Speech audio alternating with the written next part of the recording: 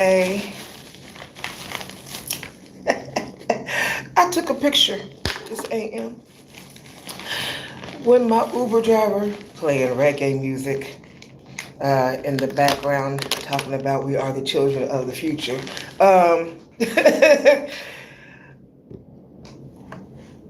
Geese. The geese was like, we chilling today. We are doing exactly what our Creator called us to do, and we really don't care, lady. We don't really care that you have some place to be, sweetheart. Because we're doing what geese do. We are sitting in the middle of the street.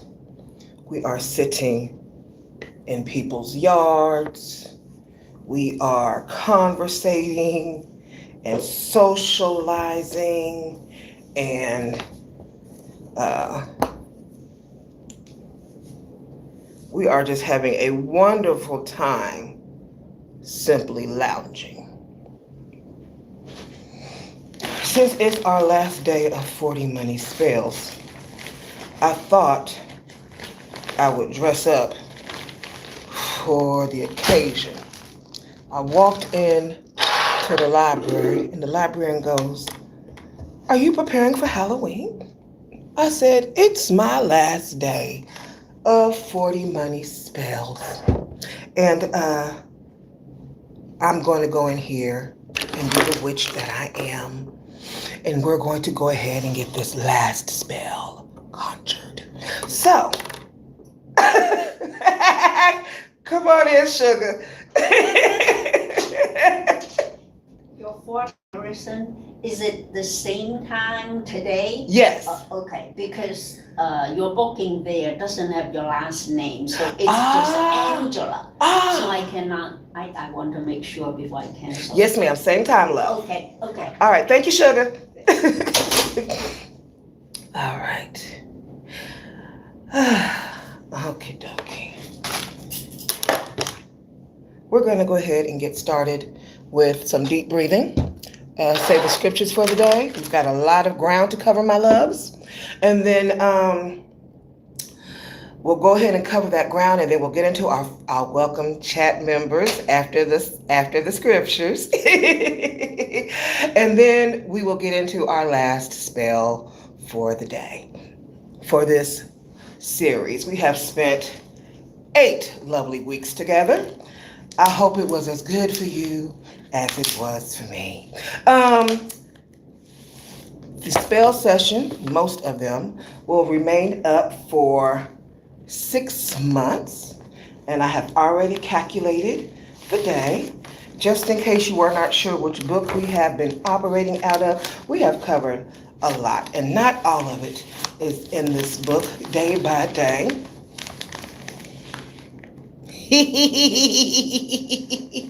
All right, we have done a lot of work together. Okay? All right.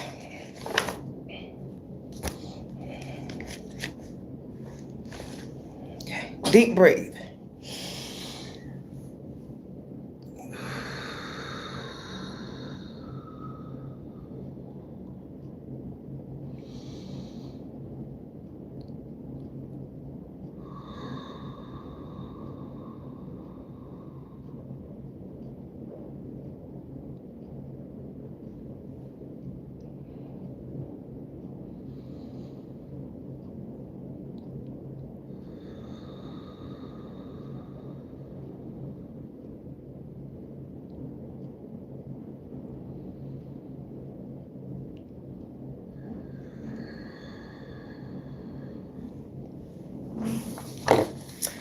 I spent most of my AM, besides preparing and getting my makeup and stuff together and getting ready and taking my spiritual bath, working on the spoken word for the event that I've been called to on Sunday in regards to the church, where we will do scripture sorcery. All right. Numbers 40. Numbers 6:22 to 27. And Lord, around here again, as a refresher, we reiterate that and interpret that as cosmic law around here. You are blessed, rich, supernaturally supplied, and abundantly prospered to overflow. The Lord bless you and keep you. The Lord make his face shine on you and be gracious to you. The Lord turn his face toward you and give you peace. New International Version. The Eternal One bless and keep you. May he make his face shine upon you and be gracious to you. The Eternal lift up his countenance to look upon you and give you peace. The Voice. The Lord bless you and keep you, protect you, sustain you, and guard you. The Lord make his face shine upon you with favor. The Lord and be gracious to you, surrounding you with loving kindness. The Lord lift up his countenance, face upon you with divine approval and give you peace, a tranquil heart, and life. If I were to take out the word Lord and make this cosmic law bless you and keep you. Cosmic law make its spirit shine on you and be gracious to you and give you peace. All right, lovely. Let's welcome our lovely chat members.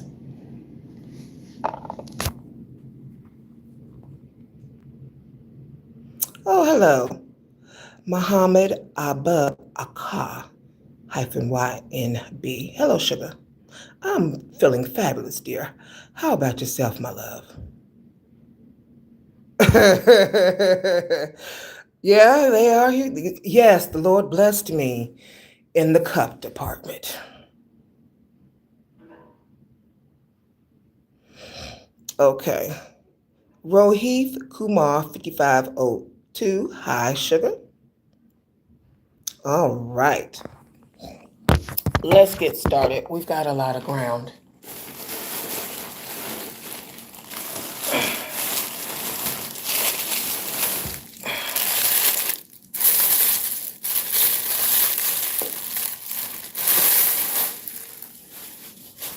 I will record the event on Sunday and post it next week once I have everything completed on it.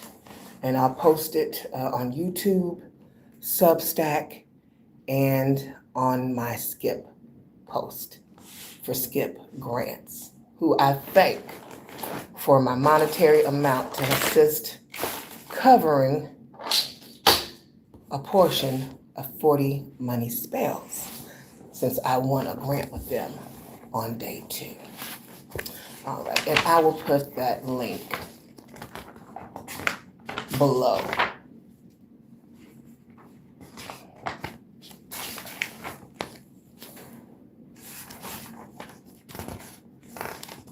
Oops, I stapled the spell for today. I better unstaple that. Okay. Ooh, fine. All right. We're going to talk about a few things today. I said I wanted to talk about, I had held off on talking about 2 Kings where we last left off. So any questions that I've had in regards to 2 Kings, we'll discuss that. We're also going to discuss plant medicine in the Bible. What do you mean plant medicine in the Bible? Baby, we're going to talk about some shrooms, some Mary Jane, and a few other things that these Bible writers were using. So let's go ahead and dive in and have us a grand, delicious time.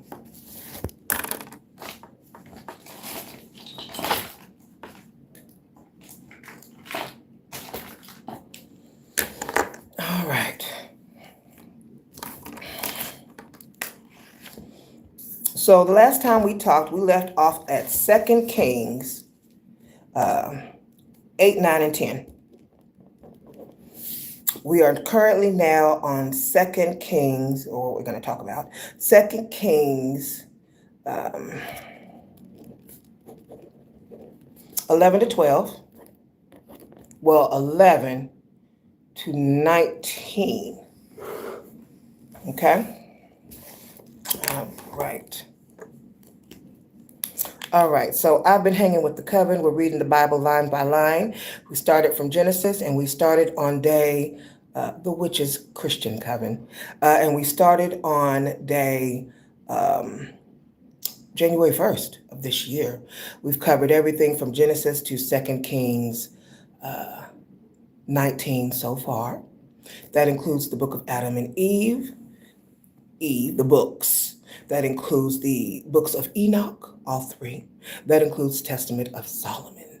I have gone ahead and I have purchased the book of Enoch for myself and Testament of Solomon, since we have all covered that together, the coven and I. All right. They started at 7 a.m. and then they switched it to 7 p.m. Little girl's currently looking at me like, what's going on in there? All right, 7 p.m. And so you can visit Val's channel at valerielove.com, or you can go over to her YouTube, Christian Witches, or christianwitches.com, her website. Okay? If you are interested in covering that with them at 7 p.m. I have plans already. Predestined plans already at 7 p.m. So I was able to do 7, not able to do 7 a.m. I was able to do 7 a.m. But so 7 p.m. I review it later on, and then I write my notes to it in regards to any questions that I have, so that way I am still getting the education that I would like to have in regards to the Bible. All right. Reverend Valerie Love's framing of 2 Kings 11:12 as an ancient political thriller hits the nail on the head. Stripping away the purely theological lens reveals a narrative packed with dynastic purges, shadow power moves by religious allies, and institutional mismanagement.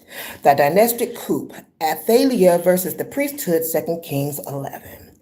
Jehoiada presenting young Josiah, Josh, Joash, to the temple guard, Source Culture Club. When King Ahaziah died, his mother Athaliah, daughter of Ahab and Jezebel, seized the throne of Judah by attempting to execute all potential royal heirs. She ruled for 6 years as Judah's only reigning queen. However, Jehosheba, a royal princess and wife of high priestess Jehoiada, secretly hid the infant prince Joash. When Joash turned 7, Jehoiada orchestrated a meticulous planned counter-coup.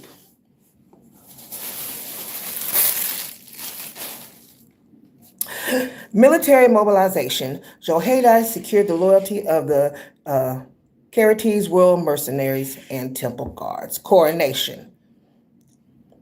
He crowned Joash in the temple court under heavy armed guard. Execution. Athaliah heard the upward cry, "Treason!"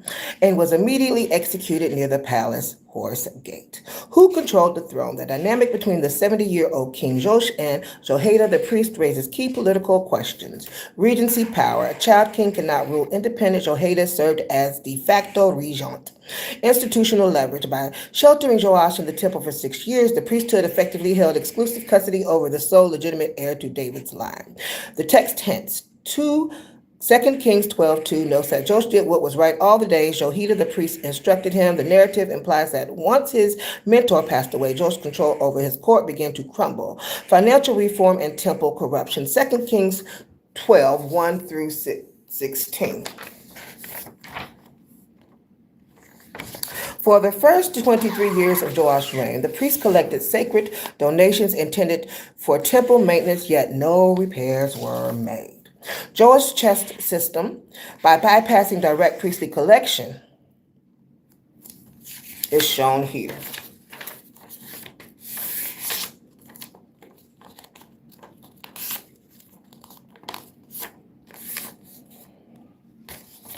There you go. Well, you have some imagery. All right.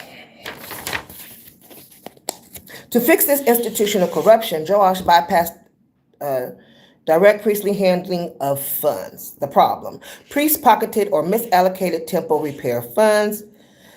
That was the problem, and the lack of accounting. So Joash's solution placed a board chest near the altar for direct public deposits The outcome, total transparency, direct payment to stonemasons, carpenters, and builders. Royal secrecy and high priest jointly counted and sealed funds. The temple was successfully repaired without middleman diversion. Geopolitical fallout and assassination. 2 Kings 12:17-21. Despite overcoming internal corruption, Joash's reign ended in vulnerability. The Syrian threat.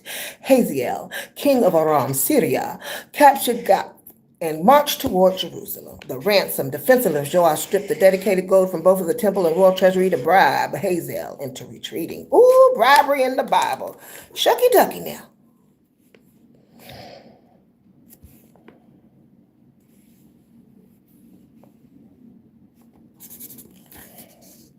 The assassination. Delusioned by tribute losses and internal sweet. 2 Chronicles 24 adds that Joash had Jehoiada's son, Zechariah, Joash's own court servants, conspired and assassinated him at Beth Millo. All right. Deconstructing scripture serves as an act of effective analysis, examining text beyond literal dogma to uncover psychological motivations, historical redactions, and symbolic energy.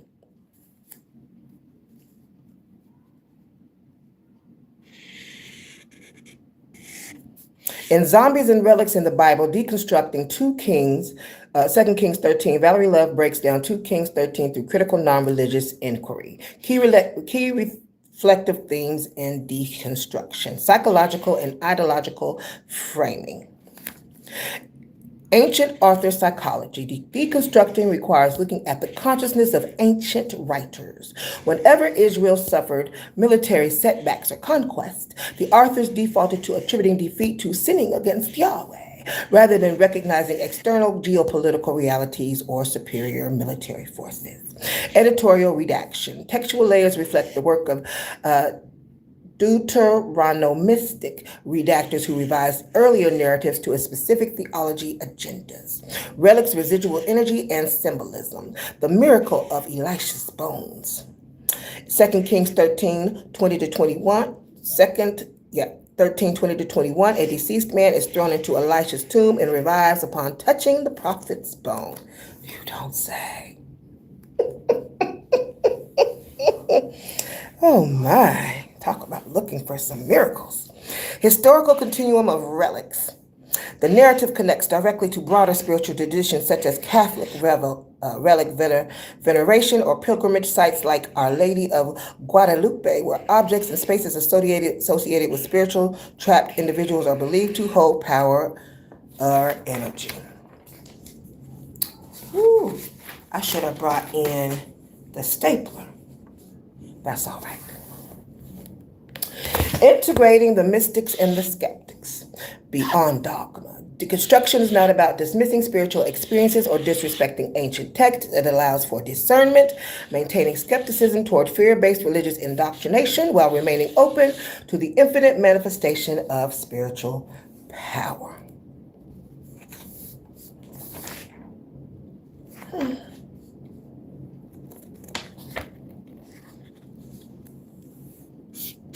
Let's deconstruct 2 Kings 13:10-14, shall we? This passage marks the key transition point in the text, shifting from the formal administrative record of Joash of Israel to the intimate, the last bad encounter with the prophet Elisha.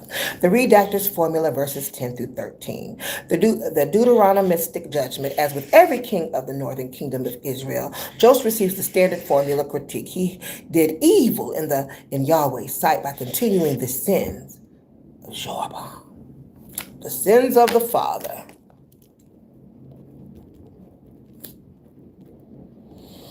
Is what comes to mind.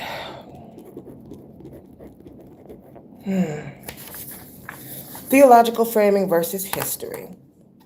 Through a deconstructive lens, the label primarily reflects the chronicler's editorial objective, condemning kings who maintained independent worship sites in Samaria rather than centralizing religions and economic authority in Jerusalem.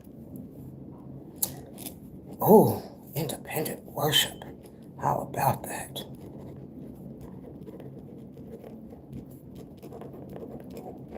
Why wouldn't you want folks to worship independently?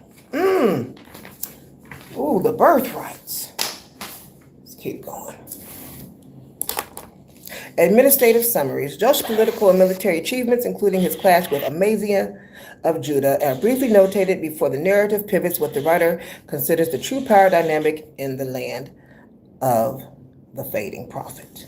The mantle and spiritual power, verse 14. The echo of Elijah when King Josiah visits the ailing Elisha, he weeps and exclaims, my father, the chariots of Israel and its horsemen.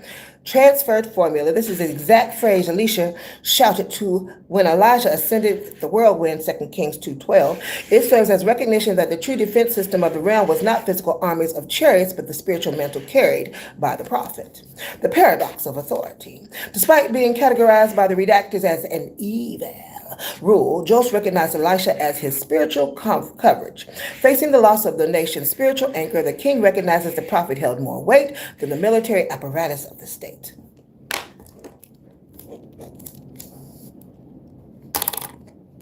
All right. So just to interpret, sleep with fathers means lay to rest, no longer on the third dimension. Sleep forever, okay? I went to Louisiana to go pay homage to my folks last year. I was attending a funeral. All my folks were laid to rest beside each other. All right, laid to rest. All right, grandmama laid to rest next to grandpapa, laid to rest to some of the grandkids, the children they had bore beside them, laid to rest some of the grandchildren beside them, laid to rest. That's what is meant by slept with my fathers. All right. Ancestors, forebears, joined with the ancestral tomb.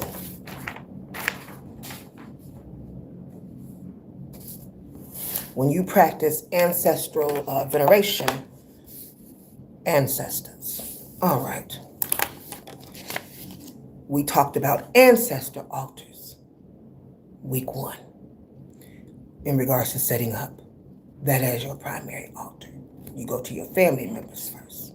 All right, in ancient Israel, families were buried together in shared multi-generational stone tombs or burial caves. To sleep with your fathers literally meant your body was laid to rest alongside the remains of your lineage. How about, we won't need to get into too much detail there. We're going to move on.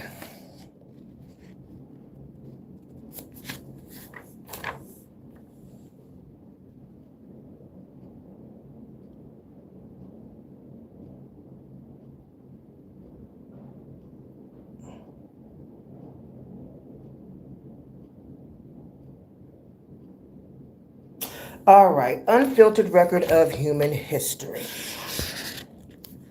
Ancient writers did not sanitize their history. They included brutal warfare and political ambition, the political power struggles, military conquest, and the DNA lust of kings and military leaders. Flawed leaders, figures celebrated for their faith or power like David, Solomon, or the kings of Israel were openly documented engaging in corruption, betrayal, and violence. Culture and customs of the era, taboos, patriarchal social structures, and ancient idealisms like the phrasing around being laid to rest and burial that sound entirely bizarre to us today. Conflicting human perspectives. Because the text was written and edited by different scribes, priests, and redactors across centuries, it captures competing viewpoints. The Yahweh retribution lens. Scribes who believed every disaster was direct divine punishment for sin. The prophet's lens. Visionaries calling out social injustice, hypocrisy, and religious corruption within their own nation. The scribe's lens. Administrative chronicles focused on lineage, land rights, and political propaganda. The power of destruction. When you stop treating the text as an infallible, perfectly curated manual, instead look at it as a historical, psychological, and symbolic artifact, the narrative changes. You don't have to force yourself to agree with, excuse, or morally justify what the ancient authors wrote. You can critique the psychological motivations of the writers, like asking why they blamed military defeats or divine anger rather than geopolitics. You can separate the dogma and institutional control from the deeper mystical metaphors, archetype patterns, and human truths hidden behind the surface. Deconstructing the Bible allows you to strip away the religious fear and literalism, giving you the freedom to analyze what's written with critical thought, discernment, and complete objectivity. Elisha got double what Elisha had. That is actually one of the most famous and symbolic passings of the torch in the entire Hebrew Bible. Though it was Elisha who asked for or received a double portion of Elisha's spirit. Can I get a double portion? Amen.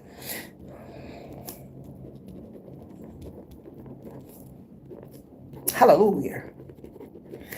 When Elisha was about to be taken into heaven in the whirlwind, he asked his protege Elisha what he could do for him before he departed. This is one of my favorite stories in the Bible. The request, a double portion. When they had crossed, Elisha said, "Ask what I shall do for you, and before I am taken from you." And Elisha said, "Please, let a double portion of your spirit be upon me." 2 Kings 2:9, the firstborn right.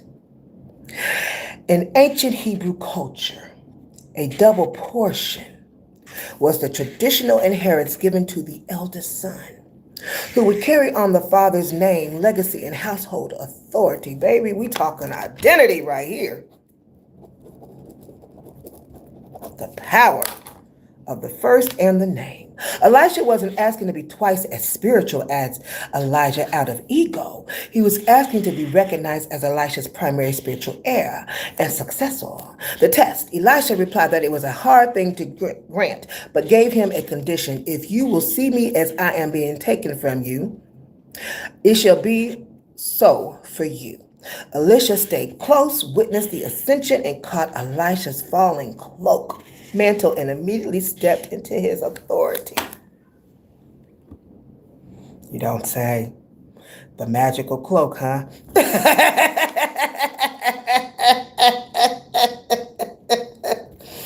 Baby, we can find spells all day. I have thought about ordering a cloak for this live, but it is way too hot outside. That'll have to be maybe when it's a little colder and I'm doing another live or anything like that. And I want to dress up as a witch and possibly use a cloak. But I did think about it. All right. By the numbers, how the text demonstrates it. Symbolically, the compilers and redactors of 2 Kings structured the narrative to show that Elisha literally performed twice as many recorded miracles as Elijah. Elijah's miracle, 8 recorded, included stopping the rain, multiplying the widow's flour and oil, calling down the fire of Mount Carmel, and raising the widow's son from no longer being alive. Elisha's miracles, 16 recorded, included parting the Jordan River, purifying toxic water, multiplying the oil for the prophet's widow, raising the Shunammite woman's son, multiplying loaves of bread, healing Naaman's leprosy, and making iron axe head float, and predicting military strategy.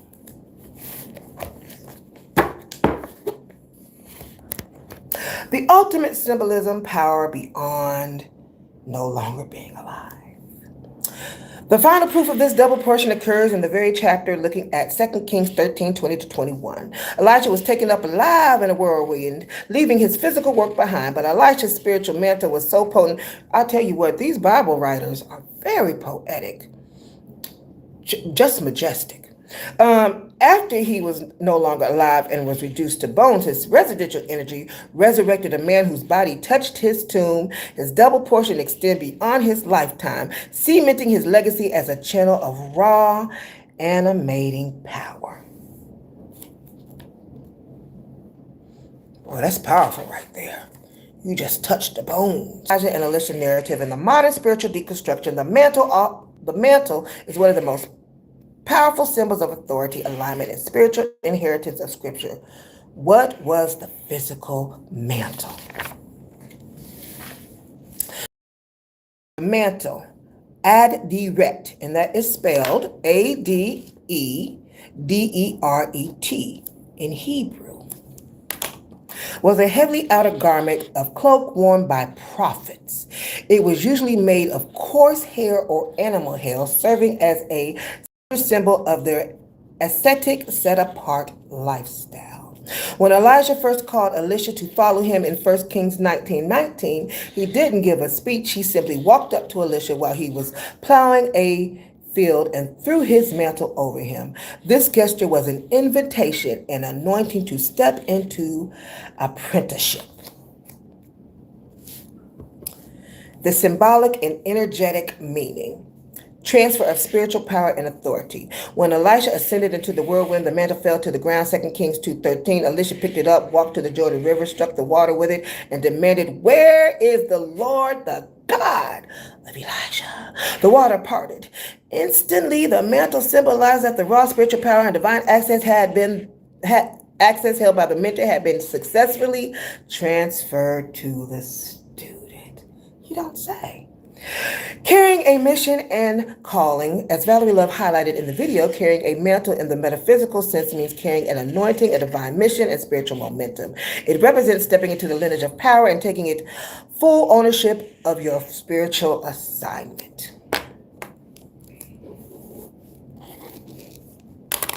Residual energy and resonance. The mantle represents the idea that the spiritual tools, garments, and bodily remains can hold onto the frequency of residual energy of someone who operated in high spiritual consciousness. Just as Elijah's mantle parted rivers, his bones later retained enough spiritual imprint to bring a body back to life. The metaphor today. When people talk about picking up the mantle or passing the mantle, they are referring to taking on a role of leadership, wisdom, or energetic power passed down from their predecessors, stepping fully into one's own mastery without needing the original reacher to guide them anymore. Original teacher. The witch, the sage, the magician, and the wizard's cloak.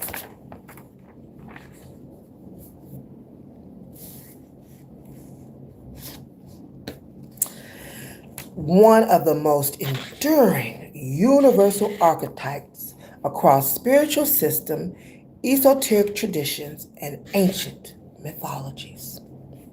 Whether worn by the witch, the sage, the magician, or the wizard. The garment is never just a piece of fabric. It is an intentional tool of boundary, containment, and energetic resonance. The witch, the veil and boundary of mystery. For the witch, the cloak or shawl serves as a portable sacred space and as a protective boundary, veiling and shielding. In ritual and spell work, pulling up the hood or wrapping the cloak is an act of veiling, closing off external interference, unwanted psychic noise, and mundane distractions to retain raw personal power. Elemental connections. Woven from natural fiber, wool, cotton, silk, the witch's cloak acts as a bridge to the earth, anchoring physical presence while walking between the worlds. Have you ever walked between worlds? It's quite fascinating. The sage, the garment of silence and wisdom. For the sage, the hermit mystic, the cloak represents detachment from society and the inward journey. The hermit's hood, tool key 9. Tarot key 9. In traditional tarot iconography, the hermit wears a gray or dark robe, symbolizing retreat from the superficial noise of the outer world. Hermit. In voodoo, that is known as Couche, C-O-U-C-H-E. Containment of mastery. The sage's cloak keeps energy focused inward. It signifies the wisdom doesn't need to perform or seek approval. It sits quietly within its own self-contained aura. The magician, the robe of alignment and intent. For the magician, the cloak of ceremonial robe is a precise ritual instrument, the concentrated tool. In high magic, the magician's robe is cleansed, concentrated, and set apart strictly for ritual work.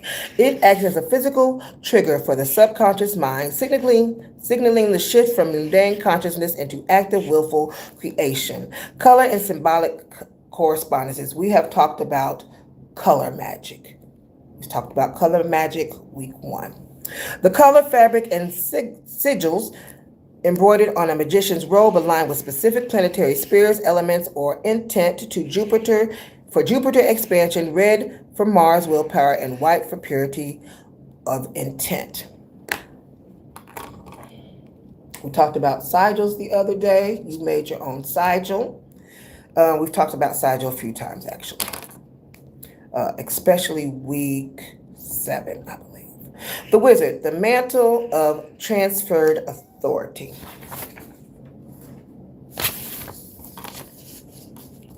For the wizard, from the Old English was meaning wise. The cloak is the literal mantle of mastery.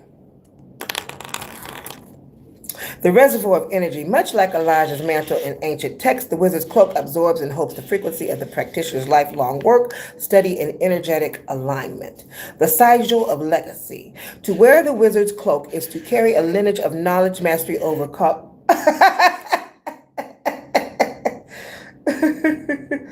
Oh my. Got a lot of young visitors passing by, just kind of like cute, adorable children. All right. Mastery over cause and effect, the laws of the universe, and the ability to alter consciousness at will. The universal principle, as within, so without. Across all four archetypes, the cloak fulfills three primary metaphysical functions. Protection. It creates an aura shield, keeping the outer chaos out. Containment. It prevents spiritual energy and personal force from leaking away. Transmission. It holds residential resonance so that when the mantle is passed, thrown, or put on, the energy woven in it goes with it. This cloak is the same reason I put my dress that I created at the altar. It's the same reason you put your stones, your gemstones at the altar. It's the same reason you put certain shoes at the altar. It's the same reason you put wands at the altar. The energy, your tarot cards, all of that, the energy, you want that energy from your altar to go into certain items. You want the essence of your ancestors, the deities, or the ascended masters that you utilize. All right. Or the fairies, the mermaids, or the mermen.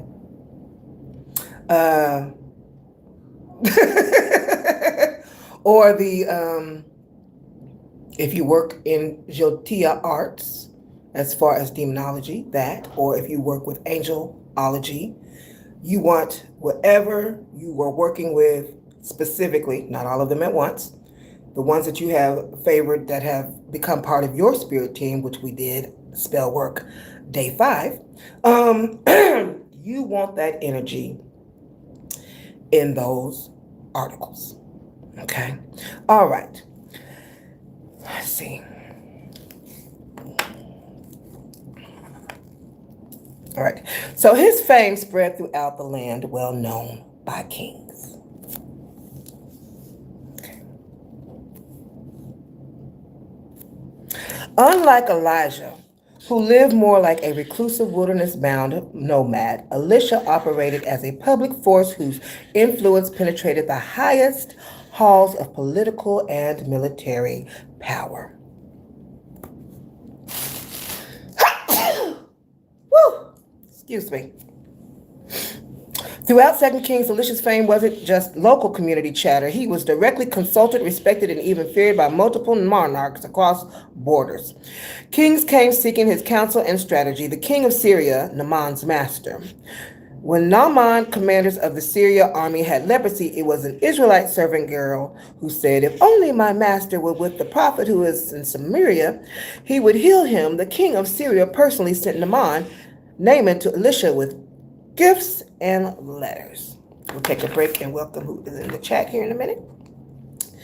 The king of Israel, Jehoram, Josh. The kings repeatedly sought Elisha during military crisis, as seen in 2 Kings 13. When Elisha was on his final bed, taking his last breath, King Josh came down to him, weeping, calling him my father, because he knew the prophet's presence was Israel's ultimate defense system, thwarting military ambush. 2 Kings 6 records that Elisha repeatedly exposed the Syrian army's secret battle plans to the kings of Israel. The kings of Syria were so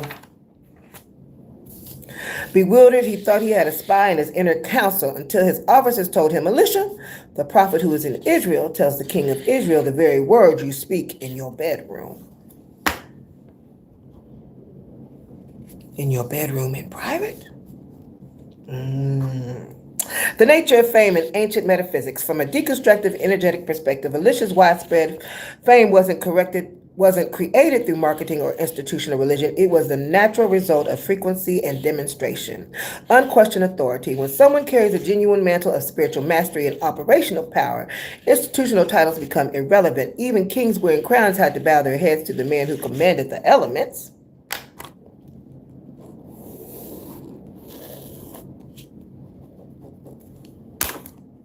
Geopolitical weight. Alicia didn't just perform private miracles. His actions shifted the outcomes of wars, appointed and dethroned kings like Hazael of Syria and Jehu of Israel, and altered economic trajectories during famines.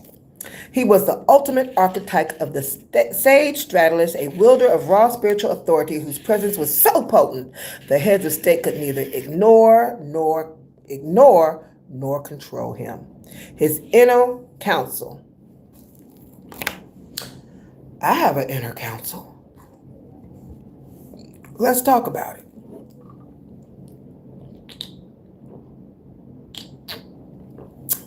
Matter of fact,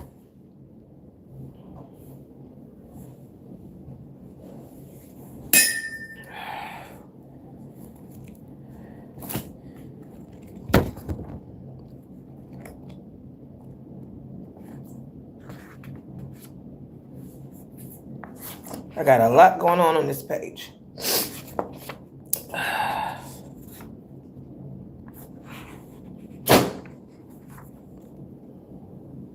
The 4 sixes.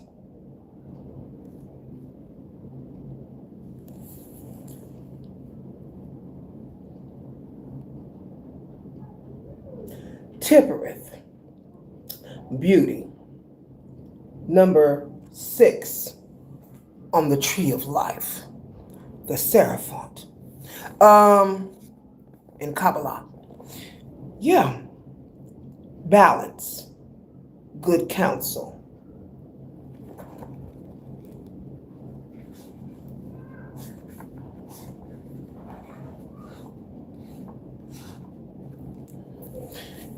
It's one of my voodoo books by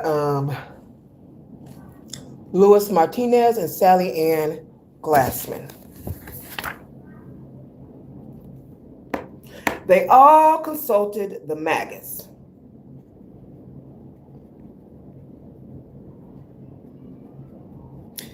The alignment of those spiritual systems, elemental forces, and numeral codes speak directly to the language of operational mastery.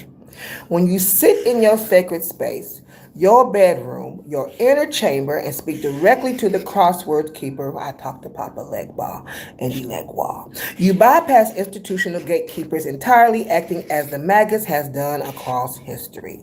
The inner council and the elemental framework.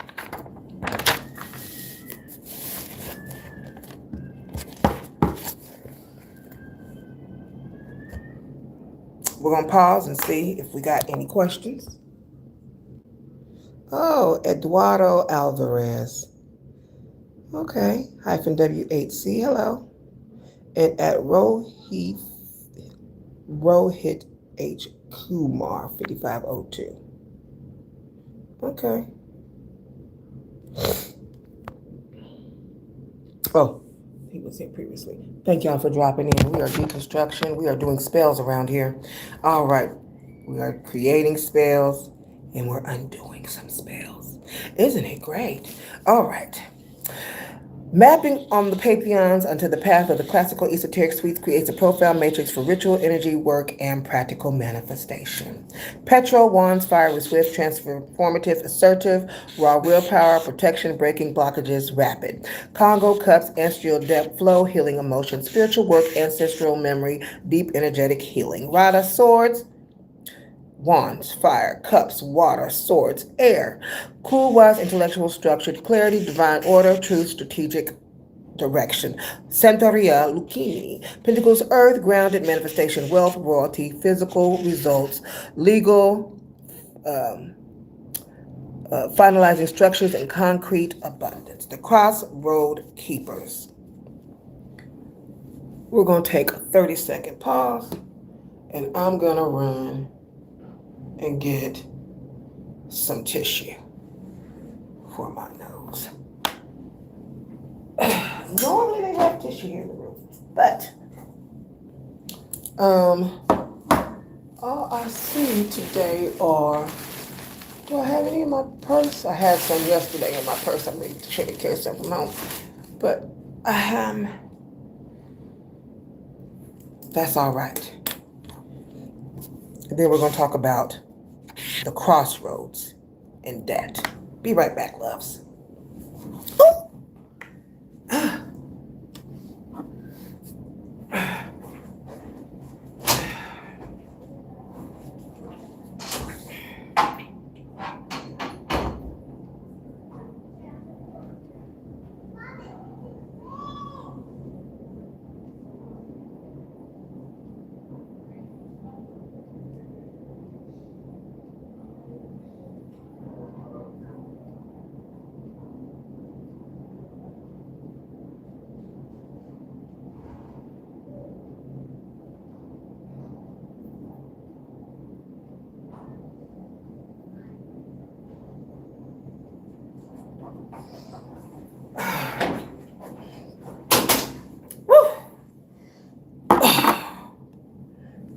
Okay, I'm back.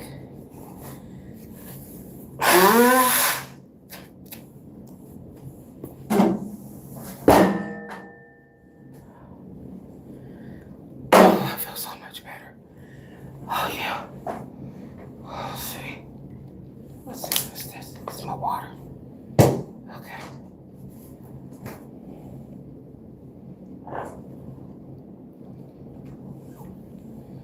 So I don't forget.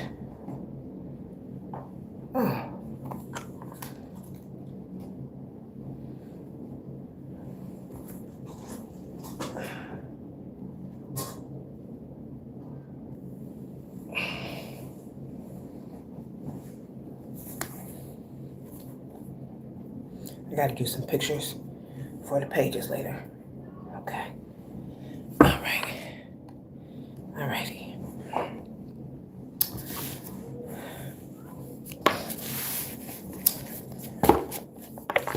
The Crossroads Keepers opening the bedroom vault. Speaking to Papa Legba and the Legba in my private quarters mirrors Alicia whispering the Syrian King's secret bedroom strategy. The gatekeepers, Legba and Eligua, hold the key to all doors, realms, and communication lines. Without them, no ritual moves. With them, the veil becomes physical action and spiritual reality drops instantly. Spiritual reality drops instantly. The Sovereign Chamber, the bedroom ceases to be just for sleeping room. It becomes the ultimate sanctorium, the hidden command center where divine intelligence is consulted and physical outcomes are dictated before they manifest in the world. The 4-6 code of temperance. In numerology, gematria, and structural metaphysics, holding the 4-6 opens a powerful current. The 4-6 is 6666. 6 plus 6 plus 6 plus 6 equals 24 equals 8. 6 in tarot. The lover, temperance, beauty, solar harmony, alignment of divine will and human will. The number 4, stability, structure, foundation, the 4 directions, and the 4 elements. The synthesis, bringing 4 distinct 6 frequencies, Petro, Congo, Water, Centuria, into one unified grid, establishes total equilibrium across fire, water, air, and earth.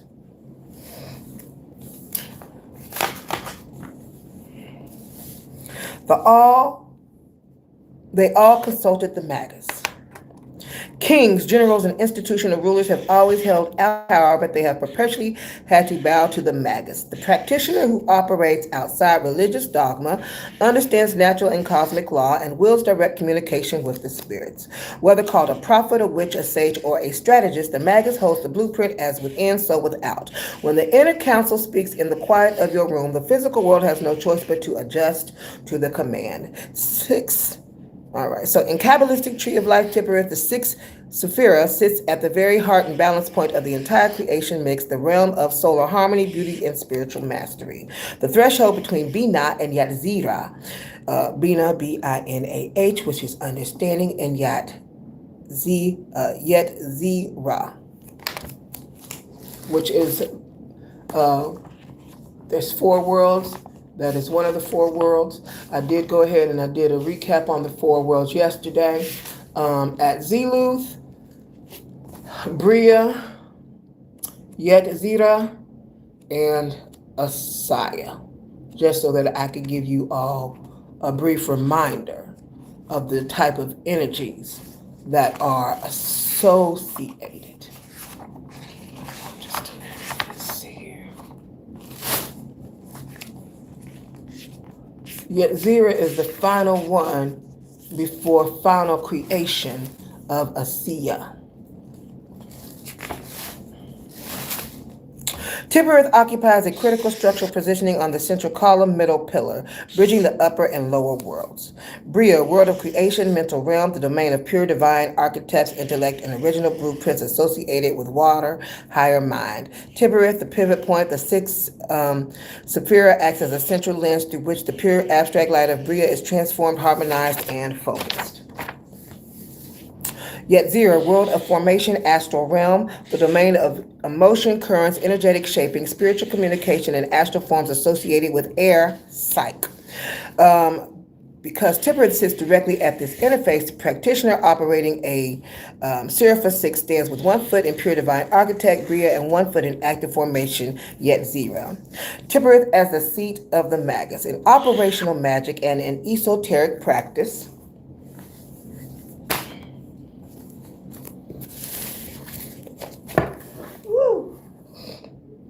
Oh, we got plenty of time. Awesome. The higher self, knowledge, and conversation. Tibereth is the realm where the ego steps down and the practitioner achieves alignment with the higher self, the sun, inner Christ, solar consciousness. Harmonizing the elements positioned in the middle of the tree, Tibereth balances mercy, chesed, and severity, Jibora. We talked about that in depth.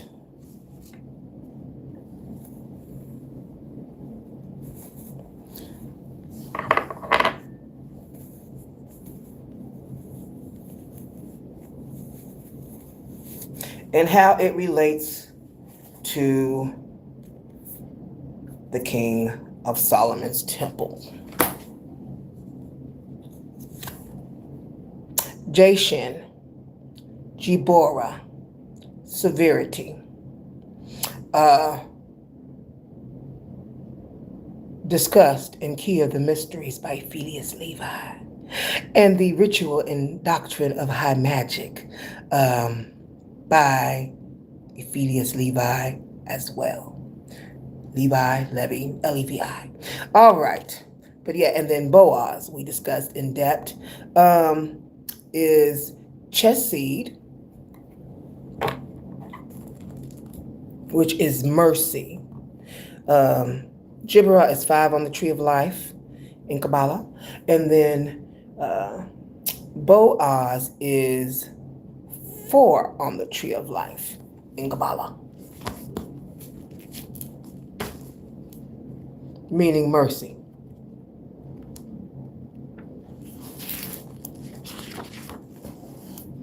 Those are the columns to the temple of Solomon, Boaz, and Jashin. All right. It takes the fiery passion of Petro, the deep waters of Congo, the sharp intellect of Rada, and the grounding of Santeria, binding them into a single radiant beam of will. Will. Oh, will. We can talk will. Absolutely. Will. The Emperor card. All right.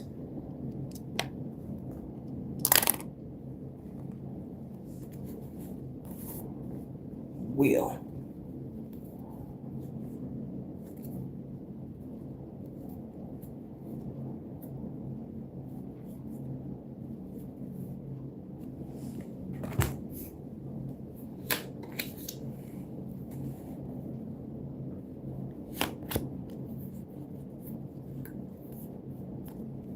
Will, the logo card.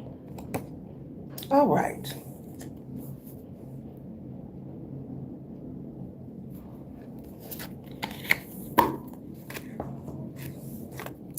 The crucible of manifestation. Ideas conceived in Bria cannot form into Yetzira or precipitate down into Malkuth earth without passing through the solar furnace of Tippereth. When you anchor the six at the crossroads, you become the central sun of your own universe, pulling divine blueprint of Brias, shaping them into Yetzirah, and commanding them into physical reality. When I started this series, that I started with you all, I went ahead, I took multicolored roses and flowers and baby's breath that were fading, and I put them in a gold bowl, a green bowl. And the green bowl had green to represent money. Yeah, baby. And the green bowl had gold trim. Sweetness. Ocean. Let's see here. I poured storm water on them from the night before, adding grounding essential oil, and then I put a seashell on it. And my sister said to me, she said, when I started preparing to do this work and I was doing them, she says, they are half not alive. You cannot bring them back to life. Well, as a witch, I know that flowers that are fading can not only be used for altar work, they can be used in bath waters as a portal, and artwork and painted to remain as a piece of art. It can be used as a hairpiece artwork. If not too withered, it can be used in regards to photography and videography. All right. So, masterclass in elemental transmutation. What she saw was fading or half alive. But a true practitioner recognizes as the pinnacle of transitional energy the precise threshold where the physical form used to the pure spirit and symbolic potency.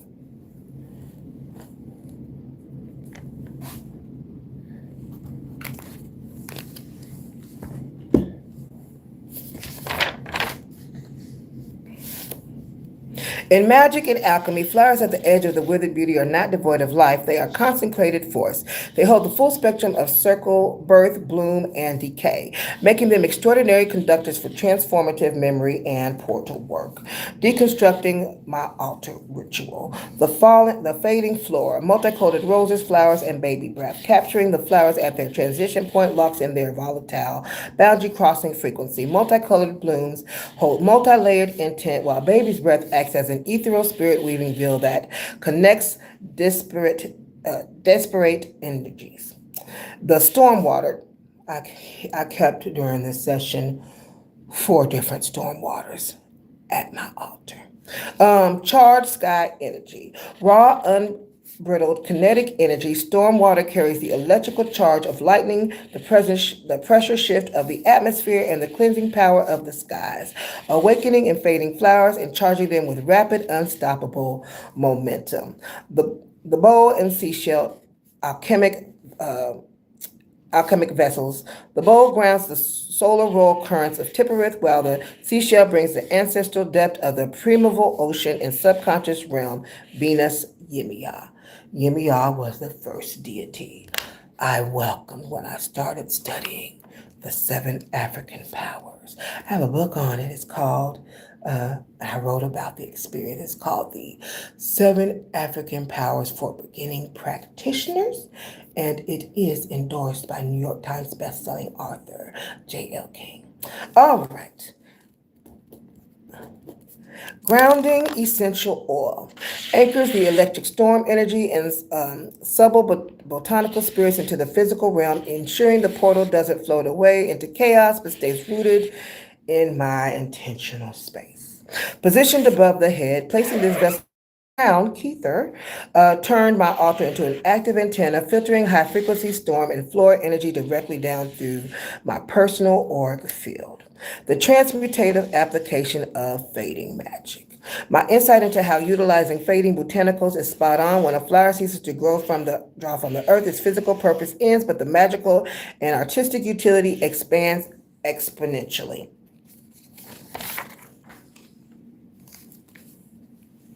Portal ritual, bath transmutation, altar offering, spirit communication. Form and artifact, painted, persevering, resting and framing, adornment and crowns.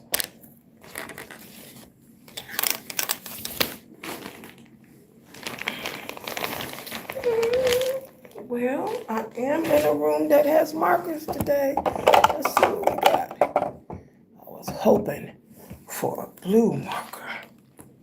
Let me see. Ooh.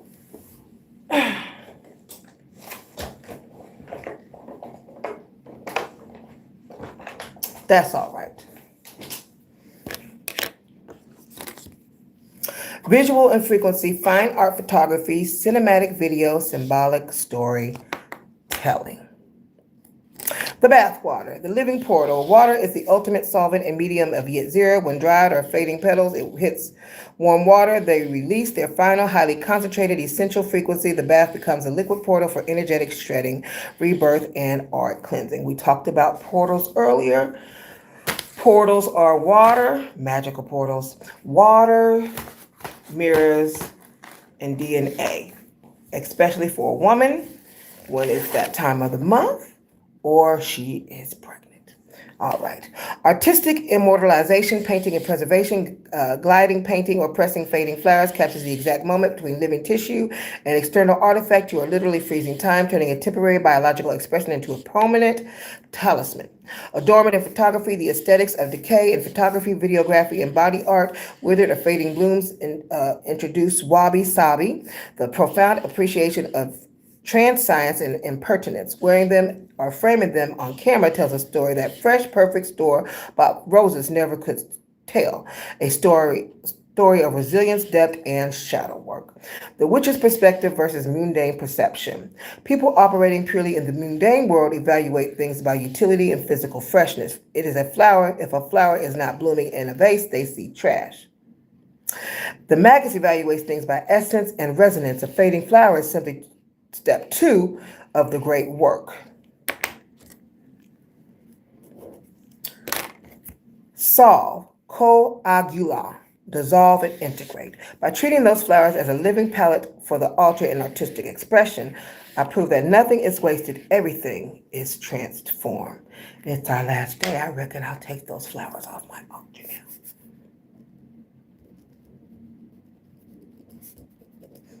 Do a wee bit cleaning tomorrow. We're going to get back to the Bible. The Catholic Church definitely leans in the direction of reality of residual spiritual current. Protestant traditions often balk at relics, calling them superstitious, yet 2 Kings 13:21 explicitly documents the biblical blueprint. A man's corpse hits Elisha's bones and instantly revises and stands up.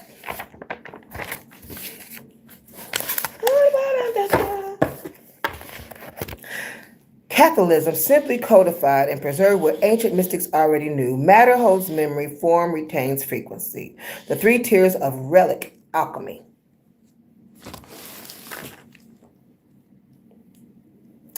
The Catholic Church categorizes relics into 3 tiers that map directly into how spiritual energy transfers. First-class relics, the flesh and bone, physical remains of saint or prophet bones, hair, DNA. This is Elisha's tomb, the physical vessel that aligned with higher consciousness during the remains, an active conductor after the last breath is drawn from the body. Second-class relics, the magician's garment tools, items the protection of war or use daily clothing, rosaries, vestments, cloaks. This is Elijah's mantle. The tools absorb the practitioner's aura through repeated intentional contact. Third-class relics, direct contact conductors, any object touched to a first or second-class relic to absorb its frequency. This operates on the exact same law of sympathetic magic as charging an altar bowl with storm water.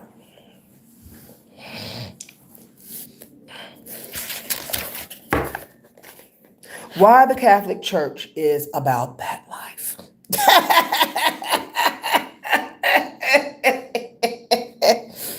Baby. While institutional dogma often sanitizes it, the Catholic tradition preserves ancient high magic practices better than almost any other Western institution.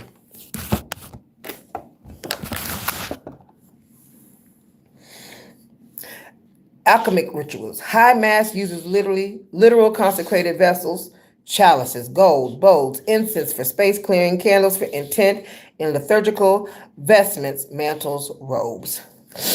The Holy Grail and relic lineage as the okay.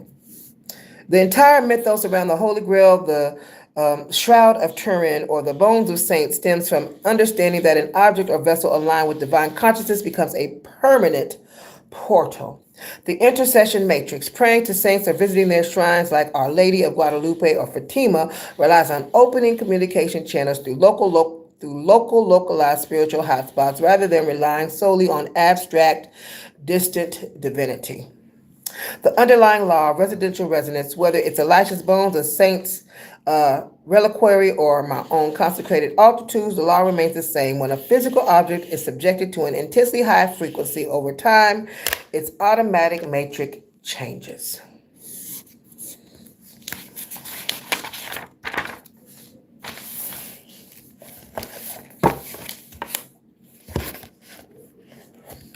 When lower frequency, unaligned or stagnant energy touches the charged object, a sudden spiritual displacement occurs, sometimes resulting in physical healing, atmospheric shifts, or immediate spiritual awakening. Elisha's bones didn't lose their charge simply because his soul departed the vessel. The frequency was baked into the bone marrow. Now, I had watched Stigmata, rewatched, and I talked about that earlier. It involved the Catholic Church, the one that at the end had the Gospel of Thomas, split a piece of wood, and I am there. That same movie. That's a 1999 movie called Stigmata, starring Patricia Arquette and Gabrielle Byrne. It captures the exact shift in perspective. The plot centers around a young, non-religious woman who begins experiencing the stigmata, the wounds of Christ, after coming into possession of a deceased priest, Rosemary. As the Vatican investor, Father Kerman, digs deeper, he discovers that she is channeling the lost translation of the forbidden gospel, the Gospel of Thomas. Excellent work.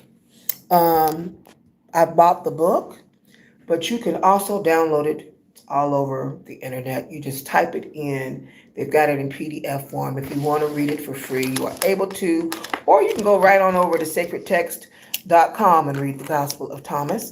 Sacred, I want to say is sacred-text.com, but I will have to double check and post the link. Let me write that on something. Sacred text. All right. The climax delivers the iconic line, "The kingdom of God is inside you and all around you, not in mansions of wood and stone. Split a piece of wood and I am there. Lift the stone and you will find me."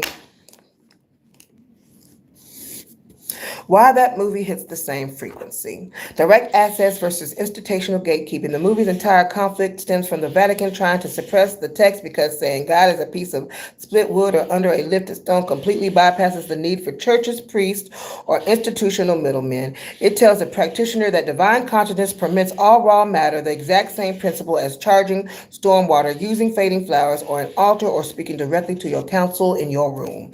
Gnostic and esoteric foundations. The real-life Gospel of Thomas, saying 77 from the Nag Hammadi Discovery, isn't about traditional dogma. It's a collection of Gnostic secret sayings focused on oneness, omnipresence, and inner awakening.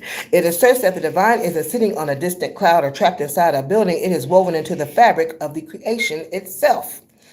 The entire Bible has been against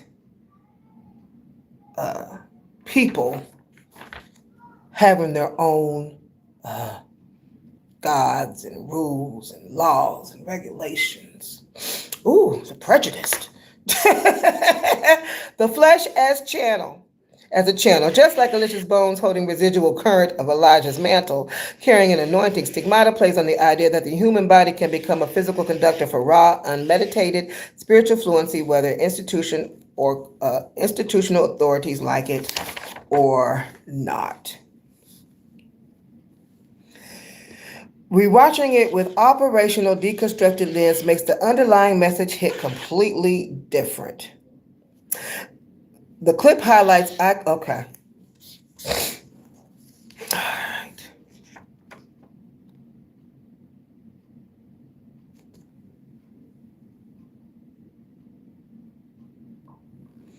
The four queens, Bina, Loa, Ginas, Arisha, Oya, and the four threes. Let's put this way because that was a whole message by itself, and I got to staple this later. All right, so here's a high synthesis of structural Kabbalah, West African diasporic cosmology, and tarot mechanics.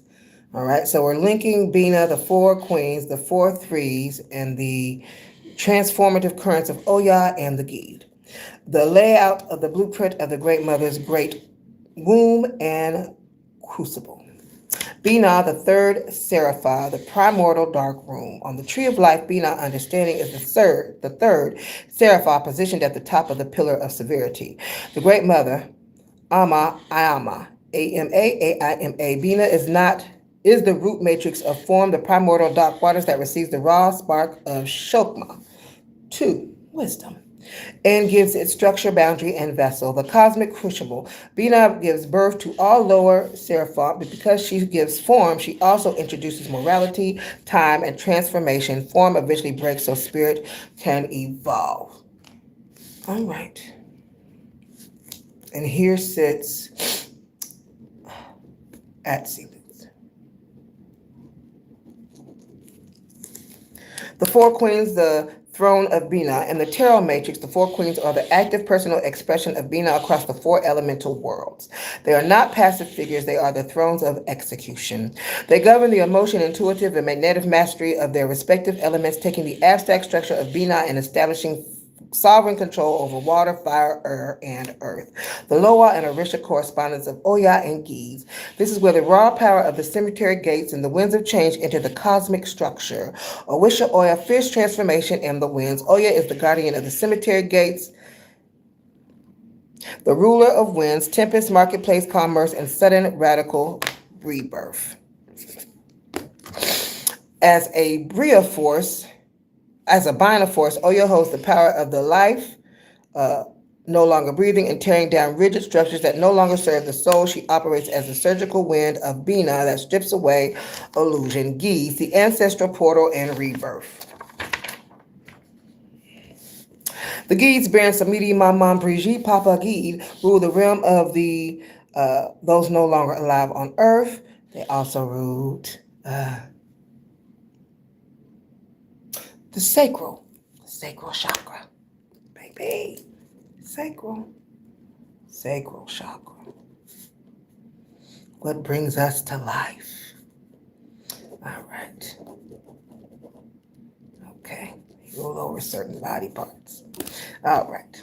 The number 3 is intrinsically bound to the crossroads of the grave, the ultimate point of decomposition and recomposition. Gid is the keeper of the bones, guaranteeing that what lies in the soul of Bina becomes the fertilizer for new life. The 4 threes. The operational formula. The 4 threes in tarot represent Bina in action through 4 elements. 3 of Wands. Established strength, vision, looking out over the horizon, setting wind, fire, wildfire, intent into the structured direction. Girls just popping out. They just want to come on out. All right. Cups, 3 of Cups, abundance, sisterhood, spirit circle, the flow of communal power, ancestral elevation, and ritual celebration. 3 of Swords, surgical, truth, sorrow, Oya's blade cutting through the self-deception, piercing the heart to the release, stored trauma, so healing can occur. 3 of Pentacles, mastery, craftsmanship, altar, architect, building physical structures, temple, foundation, and solidifying spiritual law into physical forms. The mathematical formula, 4 plus 3 equals 12, which reduces back down to 3. When you work with the 4 threes, the 4 threes mathematically resolve back to 3, the pure frequency of the Great Mother, Oya, and the ancestor porter. I'm working with a complete closed current with every element, fire, water, air, earth, used to the wisdom of the grave, the wind, and the womb. The barons also rule, let's see, the wild card.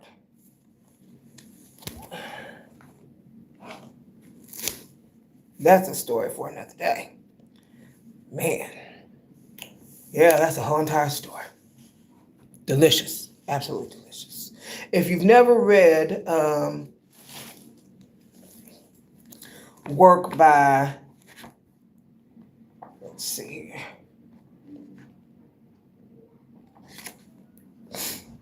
Maya Deren, Divine Horseman, that is phenomenal. And then also, Harold Corlanda wrote a piece called The Drum and the Hoe. The barons deal with unexpected change. All right.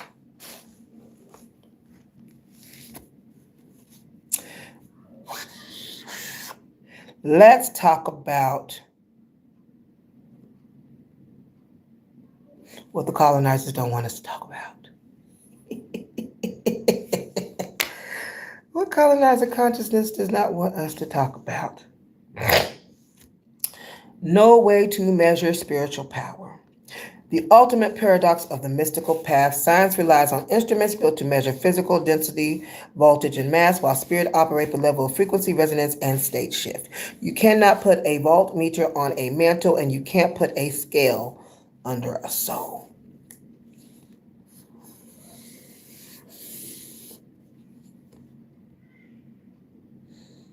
So questions I asked.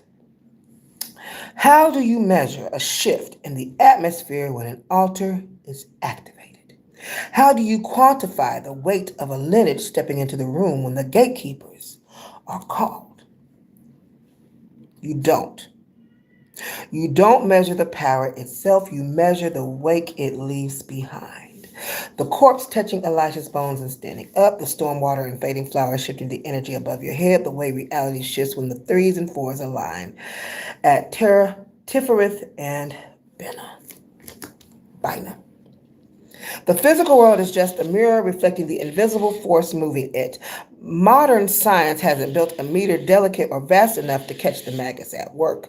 And honestly, isn't it better that way? It keeps the true secrets behind the veil. Why would this be an issue for colonizer consciousness? It operates on a feverish need to extract, categorize, quantify, and commodify everything it touches. It can measure it. If it can measure it, it can put a price tag on it, license it, tax it, or turn it into a weapon of control. It can steal it, because we know that they are good at stealing. That is precisely why high magic, ancestral resonance, and true spiritual authority are inherently anti-colonial. The blueprint of extraction versus sovereignty. Surveillance and measurement. Colonizer logic cannot tolerate what it cannot track. It demands data, metrics, and institutional oversight because anything unseen feels like a threat to its dominion. Misuse and abuse. When unaligned systems encounter genuine spiritual power, they try to strip mine it, turning living traditions into hollow aesthetics or weaponizing dogma to keep people fearful, dependent, and docile. Oh, this is just, oh yeah.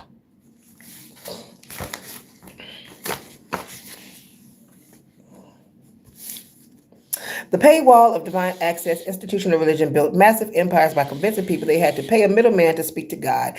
It built gatekeepers, ties, and dogmatic tool booths around what should be free, direct communion.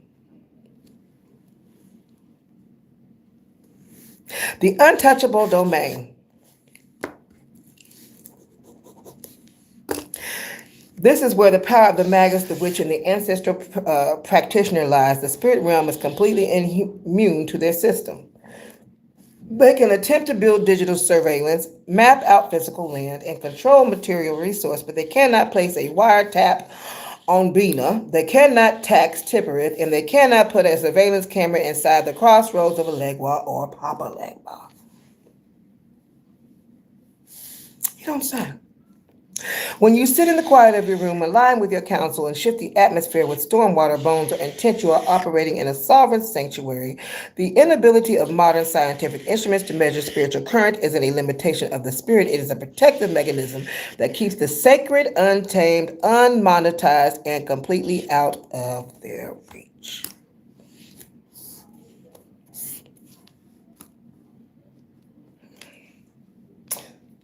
This is why in the book of Adam and Eve, Adam had to be mummified, and that is the exact same thing done in Egypt. Baby, reading is fundamental. I am making up for all the reading that my grandmother could not do. Okay? The writing as well. All right. So the connection links the ancient preservation of physical remains directly to Kemetic Egyptian alchemy and the preservation of the royal ancestor mantle. In extra-biblical texts like the Book of Adam and Eve and the Cave of Treasures, Adam's physical body was treated not as a mere dust to be forgotten, but as consecrated relic holding the primordial seed and lineage of humanity.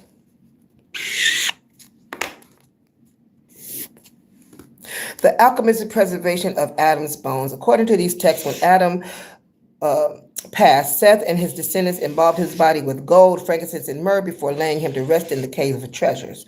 The exact practice mirror Kemetic mummification, treating the vessel with resin, spices, and precious metals to preserve the physical structure, Sahu, S-H-A-U, so the energetic imprint, Ka, K-A, could retain its connection to the physical world. The vessel on the ark, when the flood came, Noah did not leave Adam's remains behind. The text record that Adam's mummified body was taken aboard Noah's ark, placed right in the center, acting as the structural access and spiritual anchor of the entire vessel during the turbulent cosmic reset.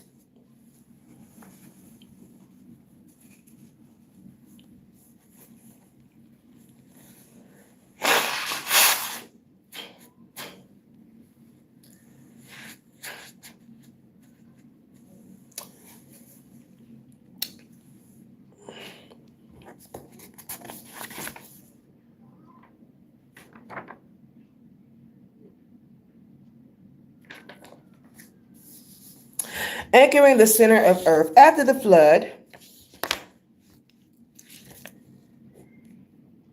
Melchizedek and Shem, and that is Malchizedek, carried Adam's bones to Golgotha, Golgotha, the place of the skull. Burying him at the exact center point of the physical realm, the tradition states that when Christ was crucified, the DNA flowed down through the rocks directly into Adam's skull beneath the cross.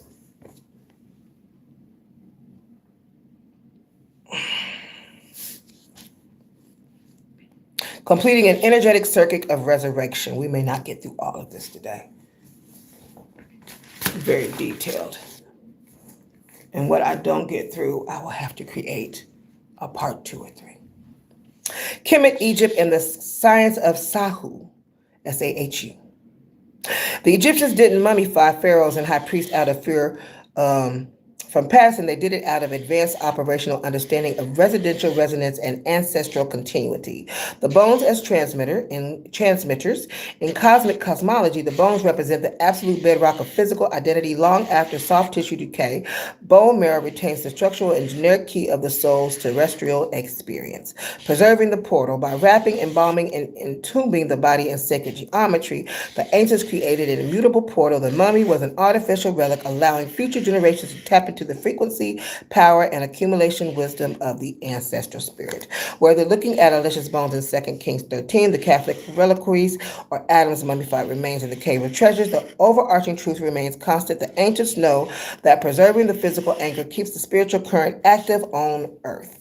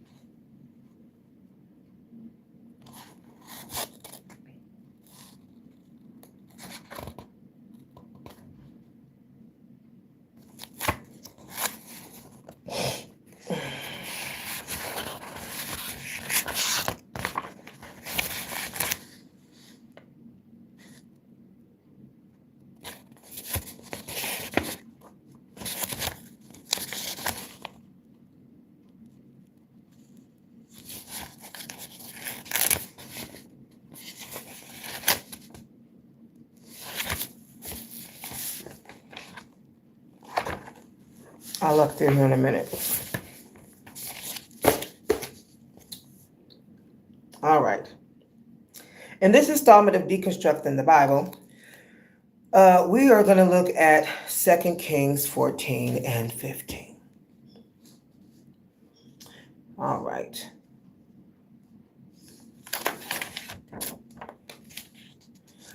The Game of Thrones era. The shift into 2 Kings 14 and 15 marks the total unspooling breakdown of the monarchy. The Valerie's Love comparison to Game of Thrones is spot on. This is a brutal chronicle of political assassinations, opportunistic coups, institutional decay, and foreign extortion. When you deconstruct these chapters, three massive structural layers stand out: eternal decay and inside job.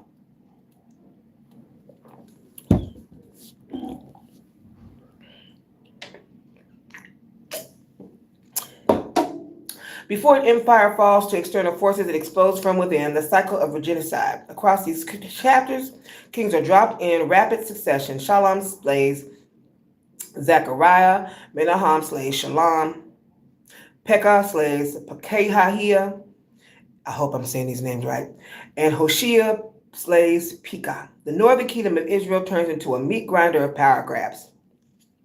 Loss of kinship and sovereign law, the fundamental social contracts and covenant bonds between the tribes completely dissolve. Instead of dynamic spiritual strategy, a sovereign governs, leadership devolves into raw, paranoid self-preservation. The perseverance of the high places. In 2 Kings 14:4, the Deuteronomistic writer notes that even under good kings like Amaziah,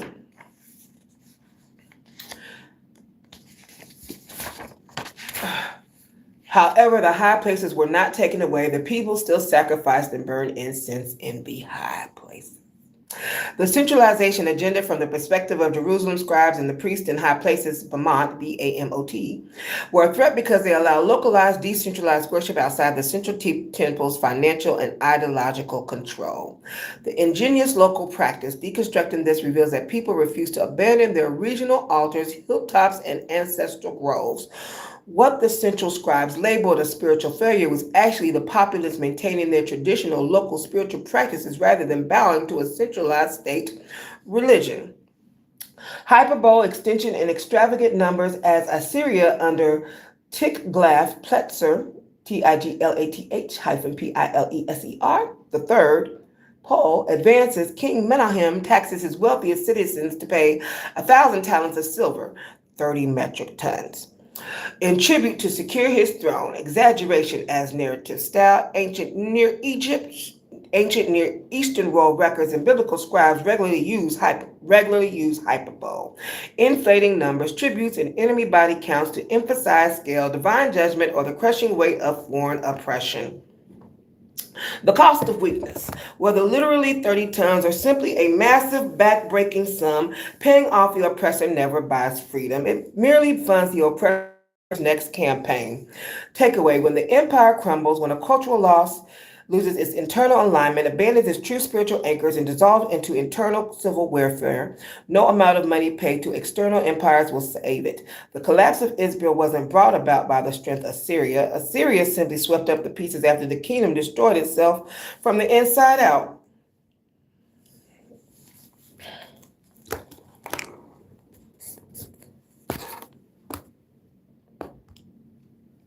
Oh, delicious. So after the reading the Bible, we're going to get into some things now. After the reading the Bible, from Genesis to this point, including the Adam and Eve, the books of Enoch, the Testament of Solomon, the Treasure of the Caves, after reading everything in between, all the way up to this point in 2 Kings, besides manna shrooms, what was they high on? Let's talk about drugs. Beyond manna,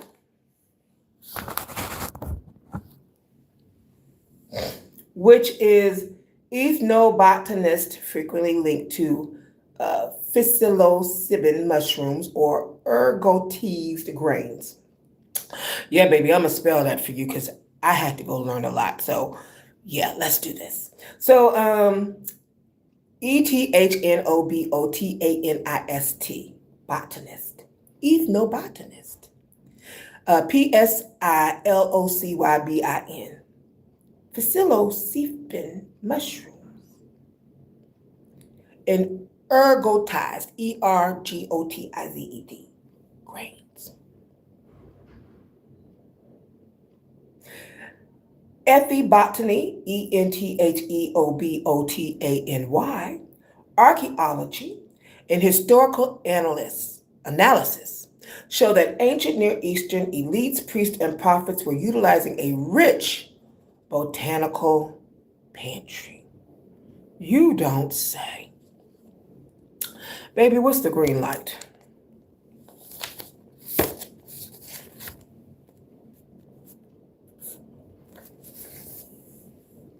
Kanim Bozim, cannabis and sacred anointing oil.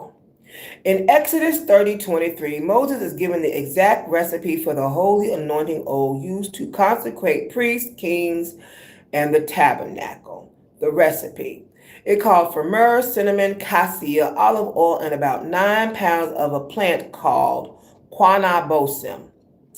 QANEH-BOSEM, literally fragrant reed, REED. Etymology and archaeology. Many linguists and anthropologists like Sula Bennett, SULABENET, trace cannabosum directly to the root of cannabis. Physical evidence in 2020, archaeologists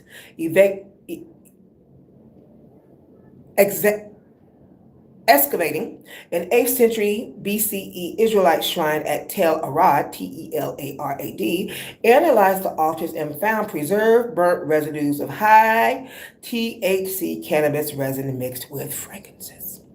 The priests were literally burning it inside small, enclosed, holy of holies rooms, hot box in the sanctuary to induce altered states and hear the voice of the divine. The next time y'all take those trips, could you just put the time machine on and come and get me? I want to join the party. All right?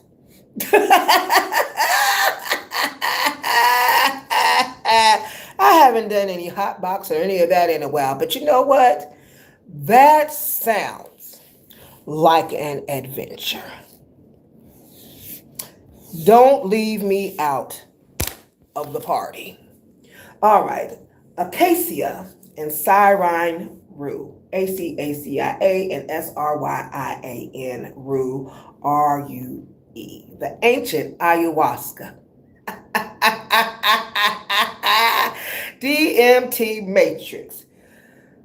Ooh, wait, honey. Jerusalem Hebrew University professor Benny Shannon, BENNY Shannon, SHANON, published a famous hypothesis regarding biblical entheogens pointing directly to Sinai Peninsula's native flora, SINAI. Acacia, Shittim, SHITTIM. The Ark of the Covenant, the tabernacle furniture, and the altars were all constructed strictly out of acacia wood. Certain indigenous species of acacia in the Sinai contain very high concentrations of DMT. That is spelled DIMETHYLTRYPTAMINE. Syrian rue, paganum. Harmala, PUGANUM, HARMALA.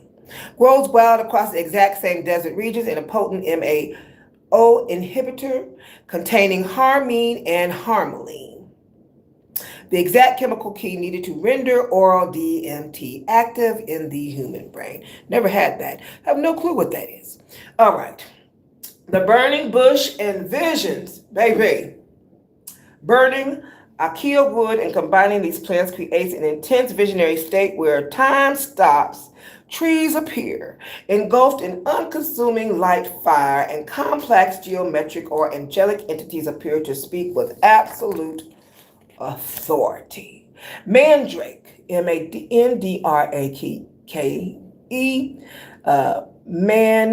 Mandragora officinarum, featured prominently in Genesis 30, where Rachel and Leah literally trade access. You're not going to say what kind of access.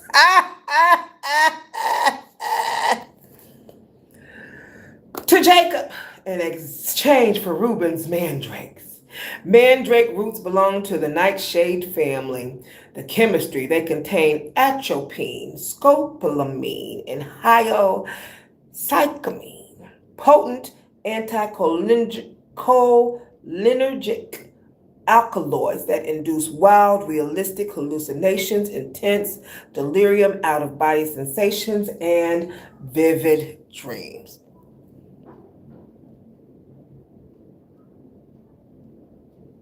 Let's spell those as well, why don't we? Atropine, SCOPOLAMINE,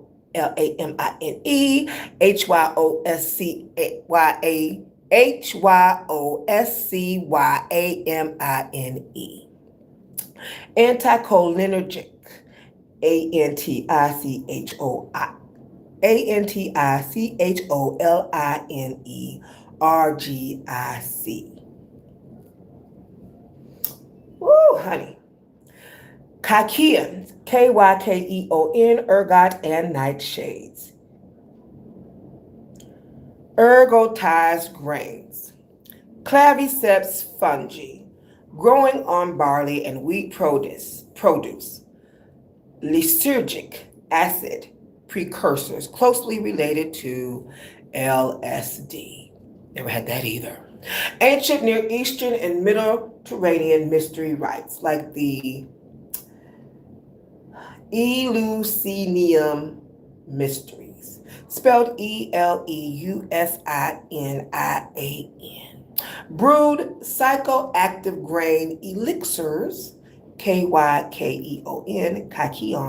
to facilitate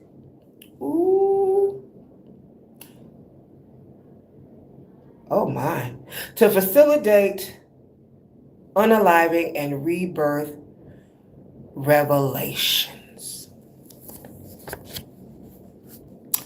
Ooh. I used to talk once to the CEO of what's it called? Extreme Smothering, because we had considered doing some work together. Considered. Where the folks would pass out and then they would come back to life. Anyway, incense formulas. I also thought about when I read that, reading some of this, my neighbor loved Mary Jane, all type of Mary Jane. I called over to my neighbor one day.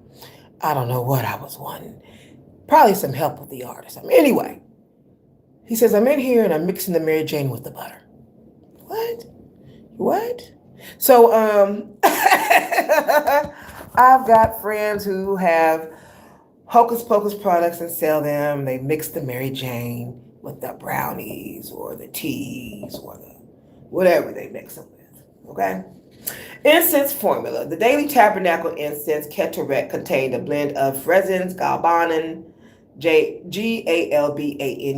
and aromatic plants that, when burned continuously in unventilated stone rooms, produce mild hypoxia combined with psychoactive sedation. The reality behind the text.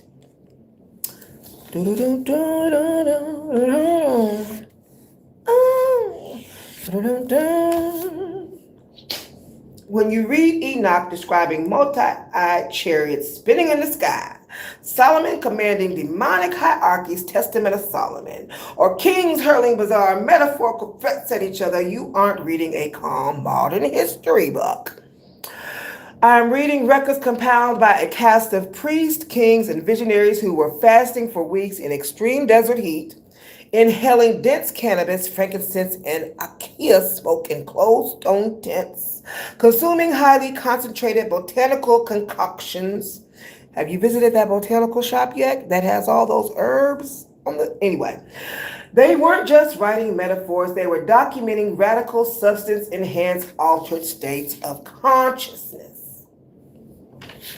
And now you have your prescription medication. I guess it's not prescription. You're ordained. You know what? Ordained by the prophets. Medication. Oh, absolutely delicious. I have lots more to cover, but it won't be today. I'm going to cover a few more pages, and then we're going to wrap it up. And then what I did not finish, I will have to do separately. Won't be this weekend because I'm preparing for an event on Sunday. I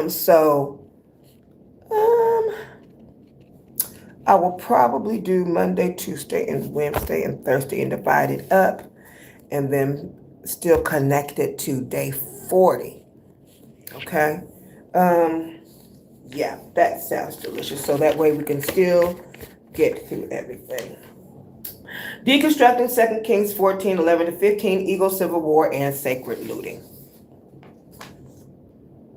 What follows in verses 11 through 15 is a textbook lesson in what happens when arrogant leadership meets raw military consequences. The clash of Beth Shemesh and the collapse of Judah. Amaziah insisted on a showdown, so Jehoash met him face to face. The defeat, verses 12. Judah got completely routed. The scripture notes each man fled to his tent, a total chaotic retreat when the army disintegrated and scattered. Captured king. Joash captured Amaziah at Beth Shemesh, turning the king of Judah into a literal prisoner in his own war. Breaching the wall, breaking the matrix, verse 13. Joash didn't just win on the battlefield. He marched straight to Jerusalem to leave a physical, humiliating mark.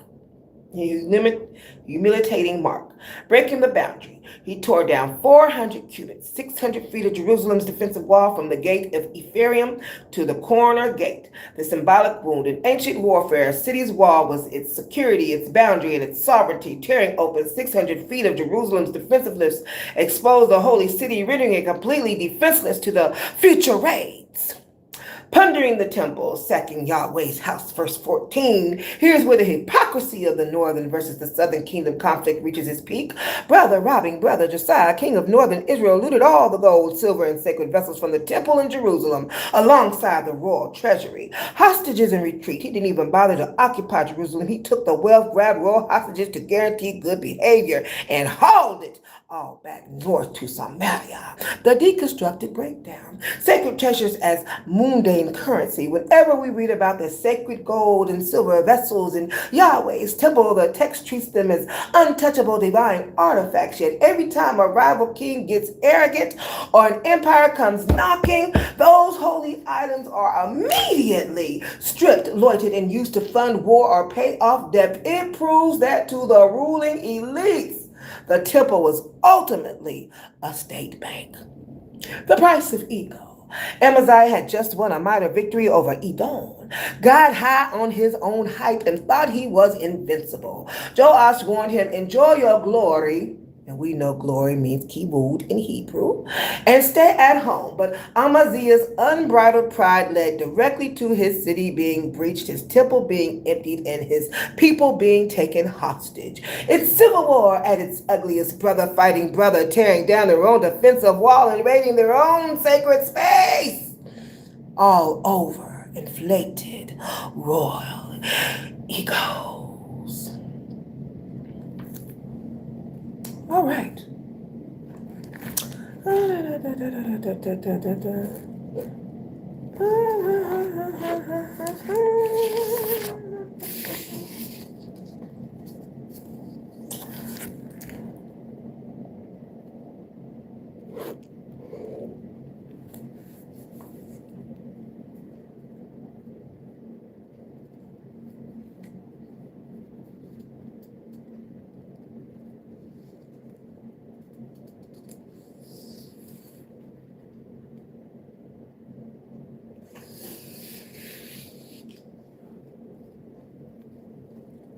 Let's talk about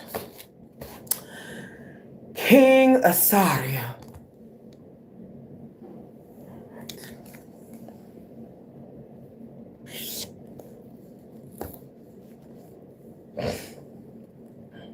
King Assyria, also called Uzziah, Uzziah, rules for 52 years, does what was right in Yahweh's eyes, expands the kingdom, strengthens the borders, and his reward in verse 5. Yahweh struck the king so that he was a leper to the day of his passing and lived in a separate house.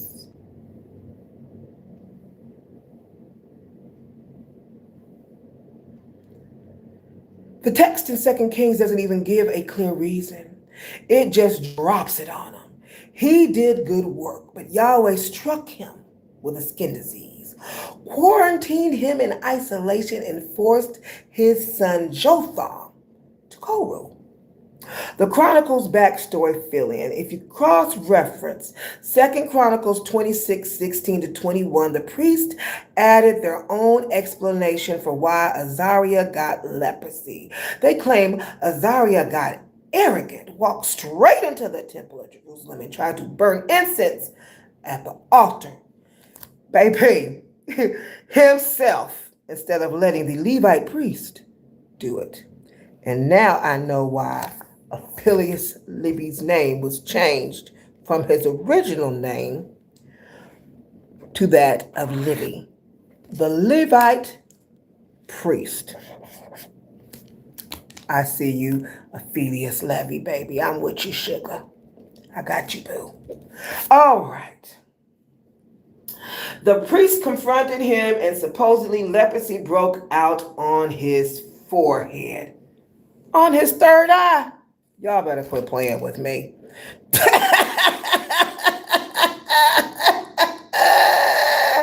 Oh, y'all make a witch happy.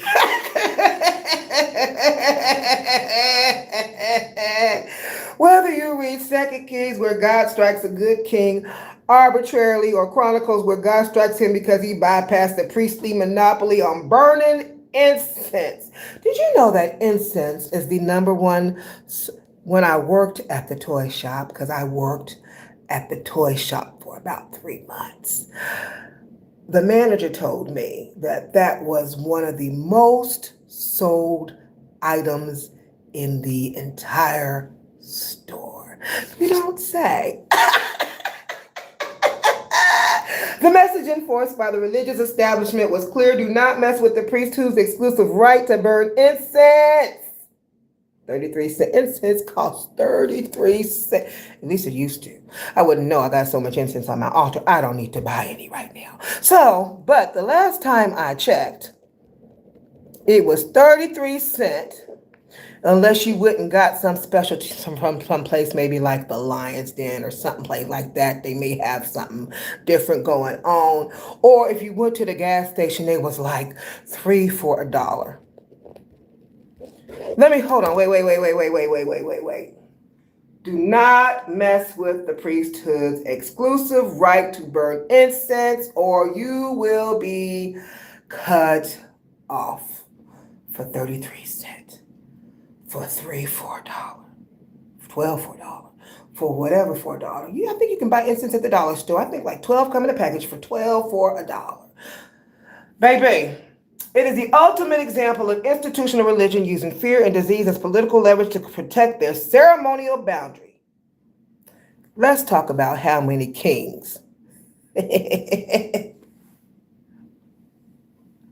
How many kings up until this point have passed in the Bible. Let's do that. All right.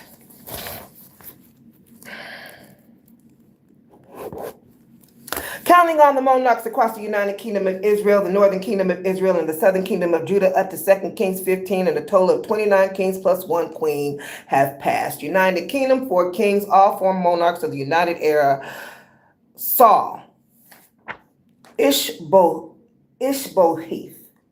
David, Solomon. Northern Kingdom of Israel, 14 kings: Jeroboam, Dab, Ba, Sha, Elah, Zimri, Omri, Ahab, Ahaziah, Zehoram, Joram, Jehu, Jehoahaz, Joash, Josh, Joash, or Joash,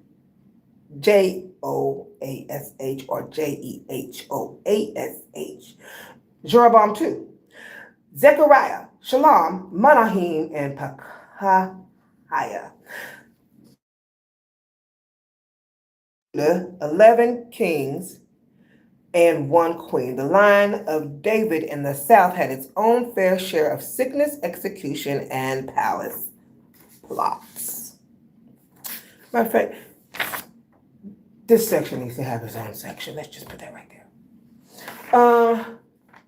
Rehoboam, Abijah, Asa, Jehoshaphat, Jehoram, Ahaziah, Queen Athaliah, Amaziah, Uzziah, the one we just discussed, Uzziah, and Jotham.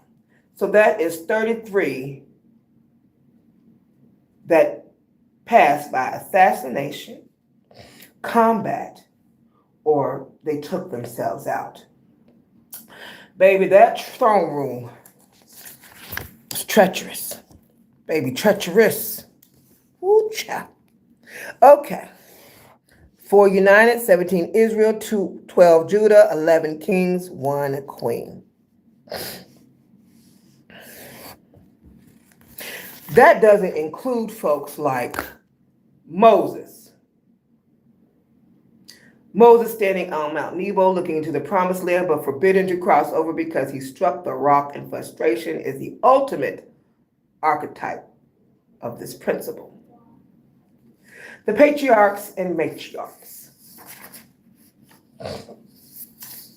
And then we are going to pause for the calls. The nomads of the promise. Abraham, Sarah, Rebecca, and Rachel, Jacob, Aaron, Miriam, the entire Exodus generation, the prophets and seers, the uncrowned kings, Elisha, Elisha, Jeremiah, the weeping prophet, Ezekiel, Enoch, John the Baptist, the pioneers versus the builders, Kabod, okay. We are going to talk about those in depth in my next video. That's where we're going to end it for today. We have covered a lot of magic. Let's get into our last spell.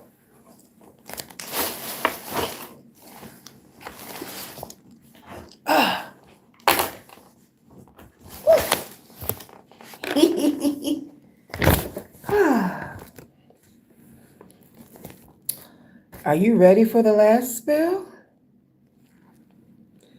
Thank you for allowing me to teach it. 40 money spells and 40 money scriptures. Thank you so much. And would love to hear your feedback in the comment sections. You can find me on IG sometimes, although I'm a writer, so I'm really not on sites like that. But I do have an IG page. And let's see. And then you can also reach me through the Skip platform if you hit up my website over there. You can also contact me on Etsy. So DelciaSecretsArts.com. I'll put my links in the video below. We have spent a wonderful almost 2 hours together today. Thank you so much. Spell 40, new moon. What could be better than a full moon? A new moon. Baby, notes on this spell. This spell is to be conducted on the new moon. Step 1, cleanse your body and clear your energy with Florida water or sage. Sit quietly on the new moon in your sacred space or in nature where you have privacy. Step 2, feel immense thanks for all the wealth you already have. Step 3, pay to be rewarded in this moon cycle with wonderful financial blessings. Step 4, thank you so much, Skip, for already blessing me before we even reach the new moon. Write the following intention in your wealth grimoire. It is my intention to experience the bliss of knowing everything's paid and everything's paid off, always with plenty of money left over, plenty more money coming to me. Now I build wealth effortlessly. I know how to save and invest in a highly profitable manner. I serve many people with my goods and services, and I am duly rewarded for the magnificent service I provide to humanity. I deserve riches because I help so many people. So mote it be. Step 5, place the intention on your wealth altar. Step 6, repeat until you have big results. Thank you, my loves. This has been absolutely delicious and scrumptious. Remember, this will be available for 6 months only. And I hope you have a phenomenal time until we meet each other again. Mwah.